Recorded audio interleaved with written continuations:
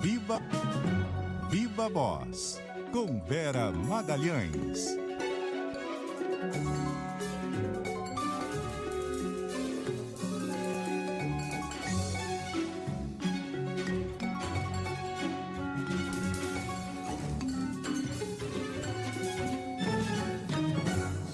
Vera? Boa tarde, boa semana, bom mês. Vocês já começaram o mês uniformizados aí, é isso? Isso aqui, ó, só no tom sur tom. Todo mundo ali, uma coisa off-white, bege. É bonito. Bonito. Você não recebeu o e-mail, Vera? Eu perdi esse e-mail, perdi esse memorando. O Vera, volta a funcionar hoje o Senado, a Câmara e o Supremo Tribunal Federal. E no que a gente tem muito assunto rolando, muito assunto, mas o que você chamaria atenção, o que a gente deveria prestar mais atenção, Vera? Sardenberg, agora às 14h é aberto o ano judiciário, vão estar lá o Lula, os presidentes das duas casas do Congresso e o ministro Edson Fachin pediu ali para todos os ministros estarem presentes. Portanto, ele vai querer dar recados importantes na abertura do ano do judiciário. A ênfase ali deve ser na necessidade do Código de Conduta, que ele certamente vai incluir nessa fala inicial do ano.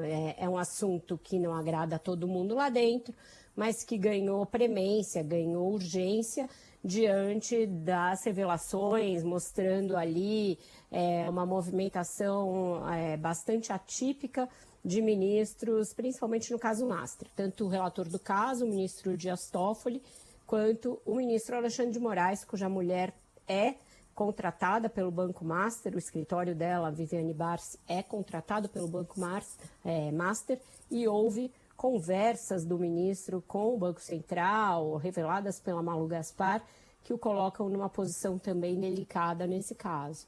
Então, tanto o discurso e a maneira como o ministro vai colocar a necessidade do Código de Ética e de Conduta ali dos ministros, quanto o desdobramento do caso Master, ou seja, a definição de se esse caso permanece no Supremo ou desce para a primeira instância, se o ministro Dias Toffoli vai insistir em permanecer com a relatoria e, a partir disso, quais decisões ele vai tomar no bojo do processo, tudo isso importa prestar atenção nessa retomada dos trabalhos no Supremo.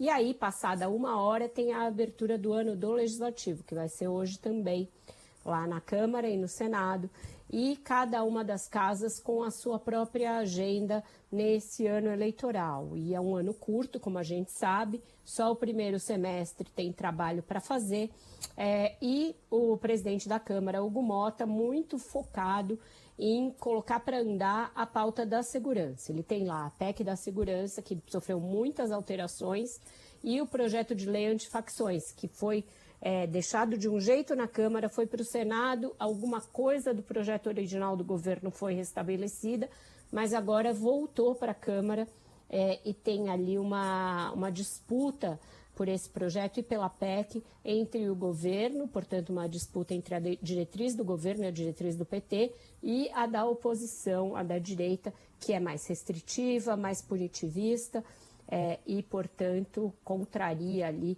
alguns dos dogmas da esquerda nessa área da segurança pública. E o que você vê na questão lá de vetos do presidente Lula? Deverá ser derrubado o veto principal que tem para ser analisado, que é o da questão da dosimetria das penas para o 8 de janeiro e para a trama golpista. A discussão está entre derrubada de todos os vetos que o presidente interpôs nesse projeto ou manutenção de alguma coisa, buscar um meio do caminho. O Lula vai tentar que seja buscado um meio do caminho. Ele deve fazer uma reunião com Davi Alcolumbre e com Hugo Motta nos próximos dias para tratar de várias coisas. Tratar de veto, tratar da questão também das emendas, né? Porque outro veto polêmico diz respeito ao aumento do valor das emendas no orçamento e também para tratar da nova articulação política, porque a ministra Gleisi Hoffmann está de saída do governo e vai ficar no lugar dela um técnico do segundo escalão, que nunca foi deputado, nunca foi senador, portanto tem menos acesso e menos traquejo para lidar com os presidentes das duas casas. Então vai exigir que o Lula faça mais pessoalmente esse meio de campo. Ele vai tentar discutir os vetos e tentar arrancar a manutenção de alguma coisa nesse encontro com o Alcolumbre e o Hugo Mota, mas ninguém acha que seja possível. A questão deve ser judicializada de novo, principalmente em se tratando da questão da dosimetria das penas. É isso que eu ia te perguntar, Vera. Não necessariamente se cair o veto, vira lei imediatamente. Ainda deve ter um questionamento aí,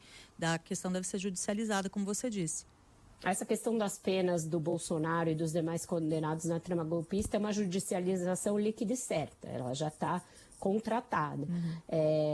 O que a gente vai ter que observar? Se o Supremo vai levar ao pé da letra o que ele fez antes e, portanto, dizer que tudo é inconstitucional, ou se ele vai dizer que é inconstitucional reduzir a pena para os condenados da trama golpista e aliviar alguma coisa para os bagrinhos do 8 de janeiro. Já ouvi de ministros uma solução nessa linha. Veja, nem tudo é inconstitucional, tem que ver que nessa questão dos condenados que não eram mandantes, pode haver ali alguma contemporização. Então, isso volta, primeiro, deverá ser distribuído para o ministro Alexandre de Moraes, por aproximação. E aí, caberá a ele a primeira análise sobre isso, ainda que vá ao colegiado. Cássia, nessa questão do que vai ficar de pé da derrubada desse veto lá no Supremo, ainda o que eu colho quando eu converso com as fontes está muito nebuloso,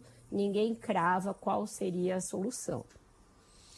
Vera Magalhães, obrigado, Vera. Até amanhã aqui no CBN Brasil, até mais tarde no Ponto Final. Até lá, um ótimo jornal para vocês. Até mais.